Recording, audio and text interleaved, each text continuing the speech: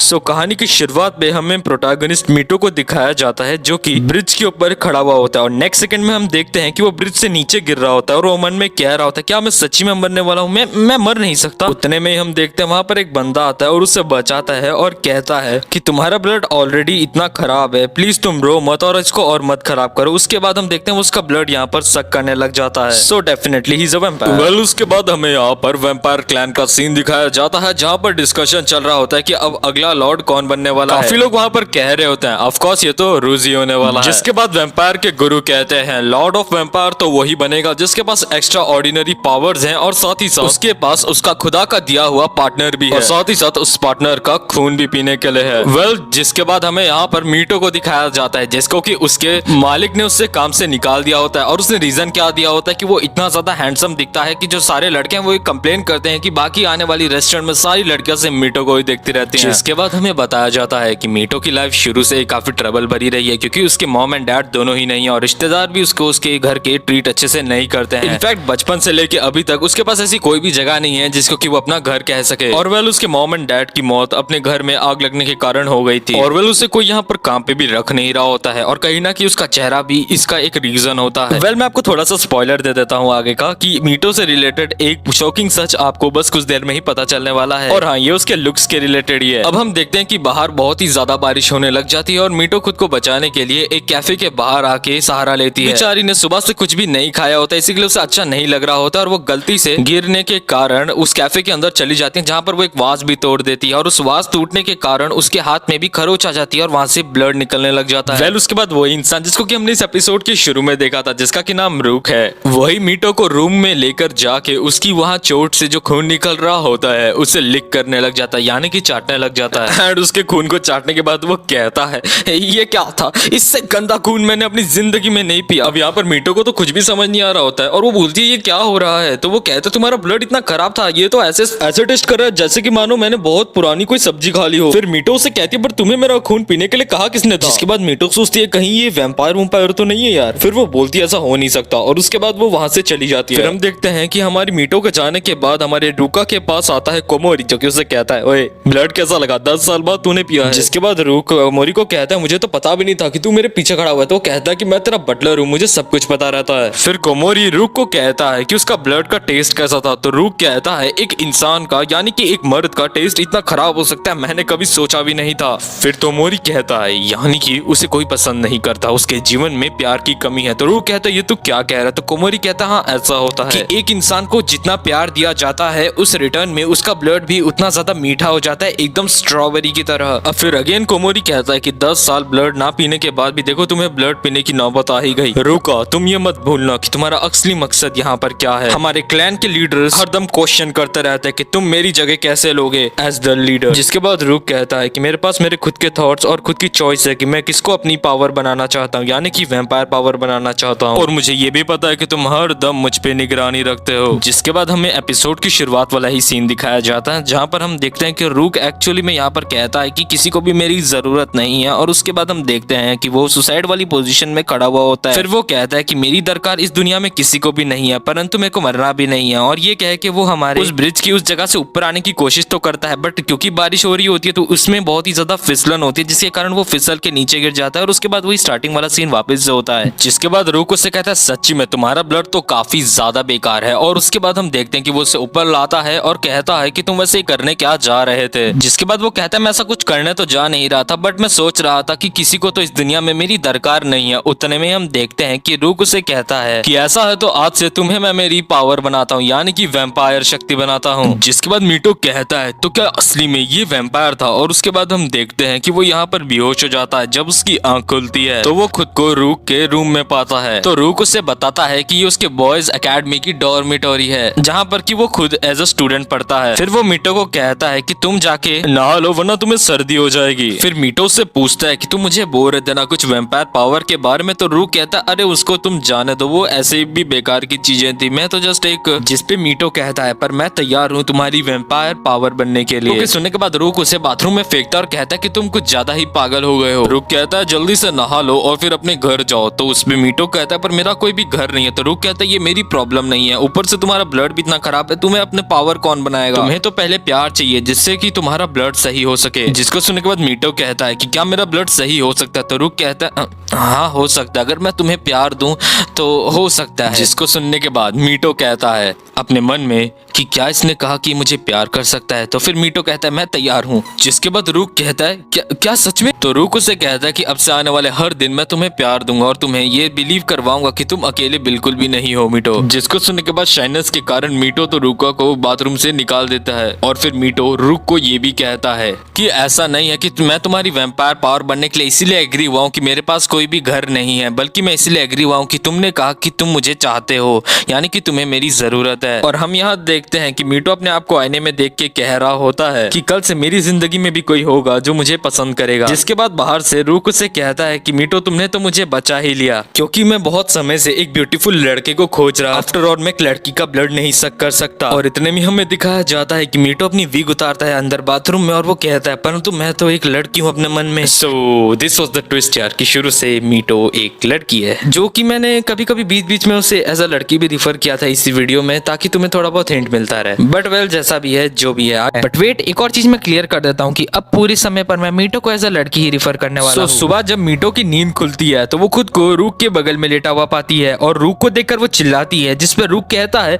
कि मैं तुम्हारे बगल में इसीलिए सो रहा हूँ क्योंकि मुझे तुम्हारे ब्लड को भी तो मीठा बनाना है। सो मीटो अपने मन में सोचती है कि मैं क्योंकि रूक की वैम्पायर पावर हूँ शायद तक इसीलिए उसने मुझे अभी तक घर में अपने रखा हुआ है। और वेल उसे अभी तक ये भी नहीं पता है कि मैं एक लड़की हूँ, वो मुझे लड़का ही अज्यूम कर रहा है और मैं चाहती हूँ कि वो मुझे सिर्फ लड़का ही समझे। जिसके बाद रूक कहता है कि मेरे ब्रेकफास्ट का समय हो गया और ये बोलते साथ वो मीटो का ब्लड सक करने लग जाता है सुबह सुबह। वेल गाइस, आप लोग ऑब्जर्व कर रहे होंगे कि मैं कभी रूक का नाम रूका भी बोल रहा हूँ क्योंकि एनिमे में इसका नाम रूका है, बट मुझे रूका नाम पसंद नहीं आ रहा है इसलिए मैं रूक बोल रहा हूँ। और अगर कभी मुझसे कोई गलती हो जा रही है बीच बीच में तो please ignore it. Well coming back to story, रूक मीटो का ब्लड पीने के बाद कहता है ये तो सच्ची में वापिस से बहुत बेकार है। उसके बाद मीटो कहती है कि तुम अगर इस तरीके से मेरा ब्लड पीते रहोगे तो मेरे तो गले में काफी ज्यादा निशान बन जाएंगे। और ये सुनने की देरी थी कि रूक उसके सारे जो निशान उसने बनाए थे उसको वहां से मिटा देता है। तो मीटो कहती है कि तुमने मेरे घावों को कैसे ठीक कर दिया, तुम्हारे पास ये शक्तियां भी है। अभी हम देखते हैं कि उस रूम में एक चमगादड़ आ जाता है और देन हम देखते हैं कि चमगादड़ और कोई नहीं बल्कि कोमोरी ही होता है। मीटो कोमोरी को देख के रूक के पीछे छुपने लग जाती है तो रूक उसे कहता है चिंता मत करो, ये मेरा बटलर कोमोरी है। कोमोरी फिर मीटो को हाई करता है और उसे कहता है मैं जानता हूँ ये आपके लिए शॉकिंग होने वाला है, बट आज से आप भी हमारे साथ बॉयज अकेडमी अटेंड करेंगे तो ये रही आपकी यूनिफॉर्म। इसके बाद हम देखते हैं कि रूक और मीटो एक साथ दोनों ही क्लास के लिए निकल रहे होते हैं। मीटो इस दौरान अपने मन में सोच रही होती है कि अभी स्कूल में ज्वाइन होने के बाद रूक का और भी ज्यादा चांसेस बढ़ गया है कि वो मेरी ट्रू आइडेंटिटी को जान ले। मीटो ये अपने मन में सोच रही होती है तभी उसे रूक कहता है तुम नर्वस लग रही हो, क्यों? अरे ऐसी कुछ भी बात नहीं है। जिसपे रूक कहता है चिंता मत करो, मेरी क्लास के लड़के सभी बहुत अच्छे हैं नेचर में और इसके बावजूद तुम इतने अच्छे दिखते हो कि तुम्हें कोई कुछ कहने भी नहीं वाला है और तुम्हें परेशान भी नहीं करने वाला है और तुम ये सब छोड़ भी दो तो तुम्हारे पास मैं हूँ। खैर इसके बाद दोनों ही क्लास में एक साथ एंटर करते हैं और मीटो को देखकर तो वहाँ पर सभी काफी ज्यादा खुश होते हैं। जिसके बाद हम देखते हैं एक लड़का हमारी मीटो को कहता है अरे कल तुम ही तो कैफे में आए थे, मुझे आइडिया नहीं था कि तुम रूक के इतने क्लोज हो गए। इसके बाद मीटो को वो अपना इंट्रो देता है, वो कहता है कि मैं तकारा हूँ और मैं शर्त लगा सकता हूँ कि तुम काफी ज्यादा पॉपुलर हो, तुम्हारी भी नजर में कोई लड़की होगी तो मुझे जरूर बताना। उतने में ही मीटो सोचती है हाँ यार यहाँ तो सब लोग काफी ज्यादा फ्रेंडली है। तब एक बंदा और एक कैरेक्टर यहाँ पर एंट्री लेता है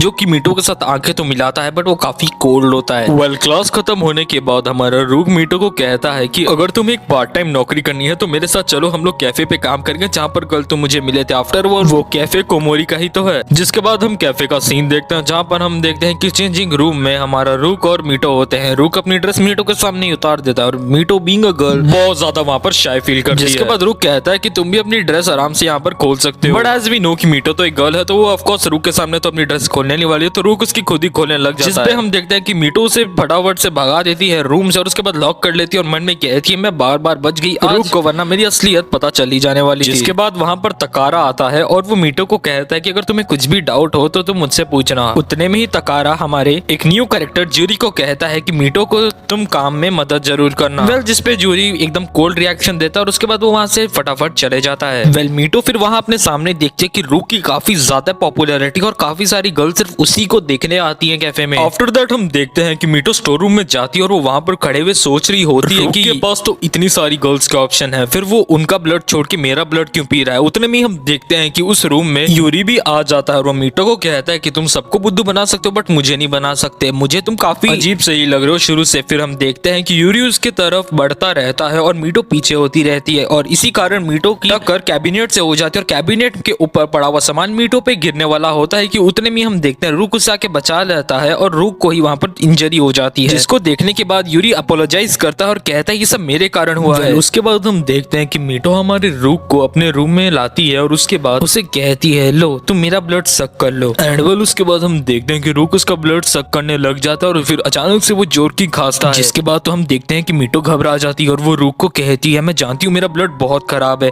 फिर तुम ठीक होने के लिए ऐसा करो उन लड़कियों का ब्लड पी लो जो कि काफी ज्यादा अच्छी दिख रही थी, जो कि बाहर थी, उनका ब्लड मुझसे टेस्टी होगा, वो तुम्हें अच्छा लगेगा। उतने में हम देखते हैं कि रूक उसे कहता है ये तुम क्या कह रही हो, मैं तो वो तुम्हारा ब्लड इतनी जोर की पी रहा था कि मेरा गला थोड़ा सा चोक हो गया था। वेल जिसके बाद हमारा रूक मीटो को एक लॉकेट पहनाता है और मीटो को कहता है कि इस लॉकेट में जो कलर है, जो ज्वेल का कलर है, जब वो रेड हो जाएगा इसका मतलब कि तुम्हारा जो ब्लड है वो भी स्ट्रॉबेरी की तरह मीठा हो चुका होगा। तभी हम देखते हैं कि वहाँ पर बटला भाई साहब कोमोरी आते हैं और वो हमारे रूक का सीक्रेट रूम सबके सामने एक्सपोज कर देते हैं, मतलब मीटो के सामने एक्सपोज कर देते हैं और वो बताते हैं मीटो को कि रूक तो एक बहुत बड़ा एनिमे फैन है, यानी कि वो ओटाकू है, उसकी फेवरेट कैरेक्टर का नाम मागी है। जिसके बाद तो रूक हमें काफी अजीब हरकतें करते हुए दिखाया जाता है और हमारे को नेक्स्ट डे का भी सीन दिखाया जाता है जहाँ पर हम देखते हैं हमारी मीटो कैफेटेरिया में खाना खा रही होती है कि उतने में वहाँ पर तोमोरी और यूरी आ जाते हैं। यूरी हमारी मीटो से माफी मांगता है और कहता है कि मीटो मैंने तुम्हें मिसअंडरस्टूड कर लिया, इसके लिए मुझे माफ कर देना, कल मैंने बहुत ही ज्यादा गंदी सिचुएशन क्रिएट कर दी। जिसपे मीटो कहती है कि तुम उसकी परेशानी मत लो और फिर उसके वो कान में जाके कहती है कि वैसे जो तुम कह रहे थे वो तो सच बात है, मेरे पास एक सीक्रेट जरूर है बट तुम चिंता मत करो क्योंकि वो सीक्रेट ना तुम्हें हर्ट करेगा ना तुम्हारे किसी दोस्त को हर्ट करेगा ना रूक को हर्ट करेगा। जिसपे हम देखते हैं कि यूरी कुछ कहना चाह ही रहा होता है अपने बारे में, पर तभी हम देखते हैं वहां पर तोमोरी आ जाता है और उसे कहता है कि चलो मेरे साथ भी बातें करो। उतने में हम देखते हैं कि वहां पर वही कैरेक्टर आ जाता है जो कि थोड़ी देर पहले आया होता है। इस कैरेक्टर का नाम रेन है। मीटो रेन को देख के कहती है ये तो कल की क्लास वाला ही लड़का है, तो हमारा यूरी उसे कहता है कि मीटो तुम इस लड़के से जितना दूर रहो वो तुम्हारे लिए उतना ही अच्छा है। खैर जिसके बाद हम देखते हैं कि मीटो जब अपने रूम की तरफ जा रही होती है तब वो देखती है उसके रूम के सामने ही रेन खड़ा हुआ है। तो नेक्स्ट सीन में हम देखते हैं कि रेन मीटो को एक कोने पर लेके आ जाता है और फिर वो उसे प्रेशराइज करके कह रहा होता है कि क्या तुम रूक के सच्चाइयत के बारे में नहीं जानते हो कि वो कैसा है। जिसपे हमारी मीटो कहती है यानी कि इसको पता है कि रूक एक वैम्पायर है। वेल तभी हम देखते हैं वहाँ पर रूक आ जाता है और रेन को कहता है कि तुम क्या बचकानी हरकतें कर रहे हो, अगर दम है तो मेरे को बुलाते ही, मेरी रूममेट को परेशान तुम्हें करने की क्या दरकार है। जिसके बाद रेन कहता है देखो बोल कौन रहा है। वेल उसके बाद रेन तो वहाँ से चले जाता है पर रूक मीटो को कहता है कि इससे मिलने के बाद तो तुम्हारा ब्लड सच्ची में खराब और ही हो गया होगा। उसके बाद हम देखते हैं कि उसका ब्लड वहीं पर सक करने लग जाता है, जिसपे मीटो से कहते हैं ये तुम क्या कर रहे हो, कोई देख सकता है यहाँ पर। जिसके रिप्लाई में रूक कहता है पर मुझे इससे कोई भी प्रॉब्लम नहीं है। तो मीटो कहती है पर मुझे प्रॉब्लम है, मैं नहीं चाहती कि तुम्हारी आइडेंटिटी के बारे में किसी और को पता चले और तुम्हें और ज्यादा दिक्कत हो यहाँ पर। वेल रूक इस बात को मजाक में उड़ा देता है बट मीटो तो कहती है कि मैं तो सीरियस थी और उसके बाद हम देखते हैं वो गुस्सा होकर वहां से भाग जाती है। तो हमारा रूक अपने दिल में कहता है ये मेरा दिल काफी अजीब टाइप से क्यों धड़कने लग गया है। दैट हम देखते हैं यहाँ पर इनका कोई जूडो या कराटे का सेशन हो रहा होता है जिसमें एक दूसरे के साथ सब लोग फाइट कर रहे होते हैं और हमारे मीटो का अपोनेंट होता है रेन। जब हम देखते हैं कि हमारा रेन फाइट करने आता है मीटो से तो वो मीटो के गले में वैम्पायर के दांतों को नोटिस कर लेता है, मतलब फैंग के निशान को नोटिस कर लेता है और उसके बाद वो मीटो को अपने साथ लेकर चले जाता है बाहर और वो कहता है इसका मतलब कि तुम सिर्फ उसके रूममेट नहीं बल्कि कुछ और हो। मीटो देखो मैं तुम्हारी भलाई के लिए ही कह रहा हूँ कि रूक से दूर रहो क्योंकि शायद तुम्हें पता नहीं है बट अगर वो तुम्हारा ज्यादा ब्लड पी लिया तो इवेंचुअली तुम भी एक वैम्पायर में बदल सकते हो। फिर मीटो का गला पकड़ता और कहता है वो लोग मॉन्स्टर्स है समझो मीटो। जिसपे उसे मीटो कहती है अगर वो मॉन्स्टर्स हैं तो तुम तो उनसे भी बड़े मॉन्स्टर हो, यानी कि इंसान उनसे भी ज्यादा बड़े मॉन्स्टर हैं क्योंकि इंसान एक दूसरे को सिर्फ जज करते रहते हैं। जब उनको किसी इंसान से फायदा नहीं मिल रहा होता तो वो अपनी जिंदगी से भी निकाल देते हैं। जब मेरे पास कुछ भी नहीं था तब रूक ने मेरा हाथ पकड़ा था। अगर ऐसा है तो मैं कह सकता हूँ कि मुझे ये मॉन्स्टर्स इंसानों से ज्यादा पसंद है। जिस पर मीटो को कहता है बट मुझे तुम्हारी चिंता है, इसलिए मीटो आज से मैं तुम्हें प्रोटेक्ट करूंगा। जिसके बाद मीटो रेन का हाथ पकड़ती है और कहती है कि मैं आज से पूरा ध्यान रखूंगी कि मैं वैम्पायर ना बनूं। तुम भी ये समझ पाओ कि मैं रूक के साथ क्यों रहना चाहता हूँ या चाहती हूँ, यार दोनों ही समझ लो यार तुम। जिसके बाद रेन मीटो को कहता है मुझे माफ कर देना, मैं तुम्हारे साथ इतना रफ हो रहा था, चलो वापस क्लास चलते हैं। और वेली सारी बातें रूक ने सुन ली होती है। वो कहता है मन में कि मुझे ही समझ नहीं आ रहा मीटो की इन बातों से मेरे दिल में ये क्या हो रहा है। खैर नेक्स्ट सीन में हम देखते हैं कि यूरी और तोमोरी मीटो से कहते हैं कि तुम्हारे लिए हमने एक वेलकमिंग पार्टी रखने का डिसाइड किया है। हमने अभी तक सोचा है कि हम कहीं बाहर जाएंगे और वहां पर बारबेक्यू करेंगे। वेल बारबेक्यू को सुनने के बाद मीटो को याद आता है कि बारबेक्यू होता कैसा और उसके बाद वो कहती है मैं जाना पसंद करूंगी। एंड वो इतनी एक्साइटमेंट में होती है कि वो हमारे रुका के बहुत क्लोज जाके उसे कहती है रुका प्लीज हम चलते हैं हैं वहाँ पर, जिसपे रूका शर्माते हुए हाँ करता है। इस दौरान ही जब रूक कुछ सोच ही रहा होता है कि तब उतने में ही वहाँ पर कोमोरी आ जाता है और उससे पूछता है तुम्हें क्या हुआ। तो रूका कहता है मेरे अंदर थोड़ा सा कुछ खराब लग रहा है, जिसपे कोमोरी कहता है कि हम वैम्पायर्स के यहाँ पर किसकी तबीयत कभी खराब नहीं होती है आफ्टर ऑल, एंड वो अपनी बात को यहाँ पर काट देता है। उसके बाद खैर नेक्स्ट सीन में हम देखते हैं कि ये लोग यहाँ पर डिसाइड कर रहे होते हैं कि इन्हें कौन सा टेंट लेना है, और वो इन सब की बात है यहाँ पर रेन भी सुन रहा होता है। फिर रेन को उसकी पास्ट की मेमोरी फ्लैश करती है, जिसमें रेन की मम्मी जब वो छोटा था तो उसे कह रही होती है कि मैं तुम्हारे पापा से बहुत प्यार करती हूँ, इतना कि अगर मैं ह्यूमन भी नहीं बन सकी वापस से तो मुझे कोई भी प्रॉब्लम नहीं है। एंड देन छोटा रेन उन्हें रोकने की कोशिश करता है, बट हम देखते हैं कि जो रेन के फादर होते हैं वो उसकी मॉम को ले जाते हैं अपने साथ, और हमारा रेन चिल्लाते ही रह जाता है। सो जहां तक मैं समझ पा रहा हूँ गाइस, मुझे लग रहा है कि फिर तो रेन भी हाफ वैम्पायर होना चाहिए, बिकॉज आफ्टर उसके फादर वैम्पायर थे।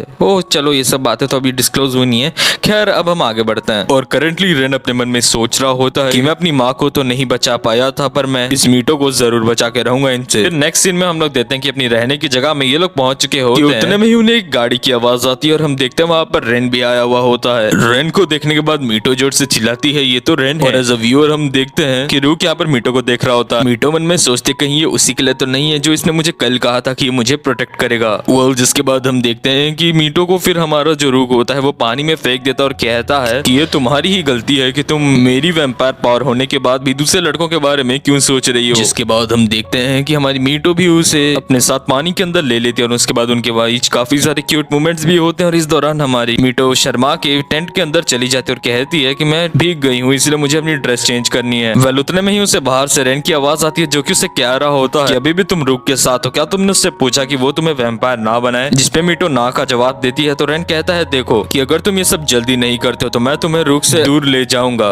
वेल नेक्स्ट सीन में हम देखते हैं कि ये लोग सब बारबेक्यू कर रहे होते हैं, और हमारा रूक मीटो को कोने में लेकर जाके उसका ब्लड यहाँ पर सक करता है। एंड देन वो उससे कहता है इवन दो तुम्हारा ब्लड काफी ज्यादा खराब है, बट तब एक ह्यूमन ब्लड पीने में काफी ज्यादा सुकून मिलता है। वेल जिसके बाद मीटो उससे फाइनली पूछती है कि तुम मेरा ब्लड पी रहे हो, कहीं ऐसा तो नहीं होगा कि इसके कारण मैं वैम्पायर बन जाऊंगी। जिसपे रूक हमारा जोर की हंसता है और कहता है कि इस तरीके से किसी को वैम्पायर बनाना इलीगल है, और इसी के लिए तो हमारे पास खुदा का दिया हुआ एक पार्टनर असाइंड रहता है, और मीटो तब तक तुम एक रिप्लेसमेंट हो जब तक कि मुझे मेरा खुदा का दिया हुआ पार्टनर नहीं मिल जाता। एंड इसके बाद हम देखते हैं कि सुनने की देरी थी कि वहां से हमारी मीटो भाग जाती है और मन में कह रही होती है कि मुझे इतना दर्द क्यों हो रहा है। एंड अगेन जिसके बाद वापस से इनके बीच में क्लोज एनकाउंटर होता है, वो मैं एक्सप्लेन नहीं करने वाला, बोरिंग हो जाएगा। वेल जिसके बाद तकारा और हमारी यूरी हमारी मीटो को कहते हैं तुम जाके बात ले लो, एंड उसके बाद हम देखते हैं कि वो भाग भाग के जाती है, देन वो हॉट स्प्रिंग में चली जाती है, और इस दौरान हम देखते हैं कि वो ऐसा लड़की यहाँ पर गई होती है। एंड वेल उतने में ही वहाँ पर रेन भी आ जाता है, और क्योंकि गेट थोड़ा सा खुला हुआ था तो रेन थोड़ा सा वहाँ पर झांकता है और वो बोलता है अंदर एक लड़की क्या कर रही है, मीटो होनी चाहिए ना। वेल जिसके बाद वो मीटो को आवाज लगाता है। अब अंदर बैठी हुई मीटो बोलती है अरे इसको कहीं पता ना चल जाए कि मैं एक लड़का हूँ। जिसके बाद रेन कहता है तो मैं भी अंदर आ रहा हूँ वहाँ पर, और हम देखते हैं कि मीटो वापस एक लड़के का रूप ले ली होती है जब वो गेट खोलता है, और मीटो अपने मन में कह रही होती है भगवान का शुक्र है कि मैं आज अपनी वीग अपने साथ लेकर आई थी। वेल जिसके बाद हम देखते हैं रेन बोलता है कि मैं भी यहाँ पर आ रहा हूँ, तो मीटो शर्माने लग जाती है। तो वो कहता है तुम ऐसा क्यों हो रहे हो, आफ्टर ऑल हम दोनों भी तो लड़के ही हैं। जिसके बाद उनके बीच में थोड़े ऑकवर्ड मूवमेंट्स होते हैं, और उसके बाद मीटो कहती है तुम्हारे यहाँ पर ये स्कार्स कैसे हैं पीठ में, जिस पर रेन उसे बताता है कि एक बार तुम बाहर से लोगों को स्ट्रॉन्ग लगो तो लोग तुम्हें अटैक करने लग जाते हैं, और वो लोग बार बार आते रहते हैं, इवेंचुअली एक पॉइंट ऑफ टाइम पे वो तुम्हें एज अ मॉन्स्टर कंसीडर करने लग जाता है। जिसपे मीटो से कहती है कि खराब तो वो लोग हैं जो कि बार बार तुम्हें परेशान करने आ रहे हैं, तुम तो एक बहुत ही अच्छे इंसान हो। और यहाँ पर मीटो से कहती है कि वो उसका एक फ्रेंड है, जिसको सुन के रेन यहाँ पर शर्माने लग जाता है। एंड वेल हॉट स्प्रिंग से निकलने के बाद हम देखते हैं कि मीटो हमारी वहाँ पर गिर जाती है, रेन उसे अपने कंधे में उठा के वहाँ पर लेकर जा रहा होता है, और मीटो इस दौरान रेन को सब कुछ बता देती है वो खुदा का दिया हुआ पार्टनर के कॉन्सेप्ट के बारे में, जो कि मीटो को रूक ने कुछ देर पहले ही बताया हुआ होता है। उतने में हम देखते हैं वहाँ पर रूक, तोमोरी और यूरी दोनों आ जाते हैं, और रूक यहाँ पर रेन को बोलता है कि तू ये क्या कर रहा है, इसको क्यों पकड़ा हुआ है। जिसपे रेन रूक को कहता है कि तुझे इसकी ब्लड पीने की इच्छा हो रही है ना।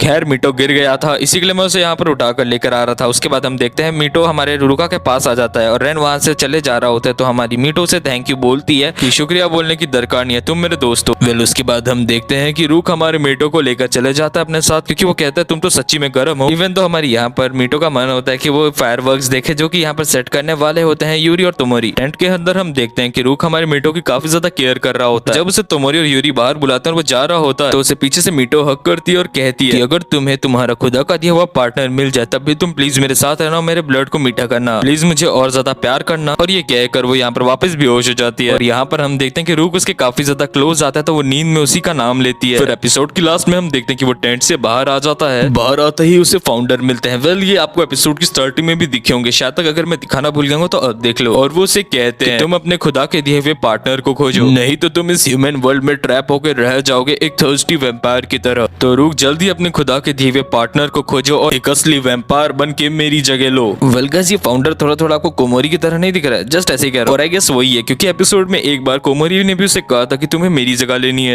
So that's it for today's guys. I hope आपको वीडियो पसंद आएगा। इस वीडियो में मैंने 3 एपिसोड कवर कर दिए थे और एज ये एक ऑनगोइंग एनिमे है तो इसके एपिसोड्स हर संडे को आते हैं, तो तब आपको उसकी वीडियो मिल जाएगी। और एट लास्ट जब ये सीरीज खत्म हो जाएगी तब आपको मैं एक कंप्लीट वीडियो में इस सब का एक्सप्लेनेशन, मतलब सारे 12 एपिसोड का एक्सप्लेनेशन एक ही में दे दूंगा। Till then take care and bye bye, love you all.